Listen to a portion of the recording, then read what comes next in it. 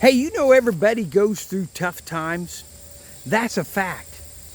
But the question today that I would ask is not what are you holding on to, but rather what is holding on to you.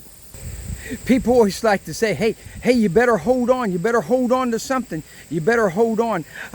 I was reminded of a story just a while back about a guy who was holding on to one of these hot air balloons along with a bunch of other people. And somehow or another, the thing come loose to the main whatever it was tied to, and a bunch of people started grabbing ropes and trying to hold on to that thing to keep it from flying away. And before you know it, it lifted up, and they were all dangling there from the air.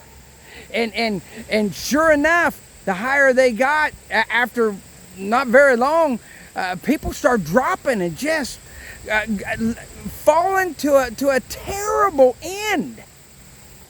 Well, it ended up there was just one guy, and he held on for hours. And finally, when they got control of the balloon and brought it back down to the ground, they were interviewing the guy, and they said, well, how in the world did you hold on that long? Well, he said, well, I wasn't holding on at all.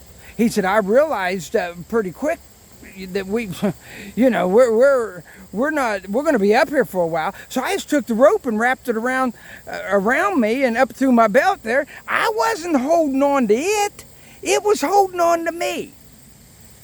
And I think many of us can say the same thing about our lives. There were times when if we were holding on by our sheer willpower and our grit, we would have given out. But God was holding on to us. And there's a great passage that says, what shall separate us from the love of Christ? Shall tribulation, distress, persecution, peril, famine, nakedness, sword? He says, no, in all these things we're more than conquerors through him that loved us. Paul says, I'm persuaded that neither death nor life, nor things present, nor things to come, height, depth, any other creature, on and on he goes with it. He says, will be able to separate us from the love of God in Christ Jesus. That is what's holding on to you, and that is what will hold on to you even more so when you have given up and you don't have the strength to hold on to yourself. Hey, why not trust that he's holding you?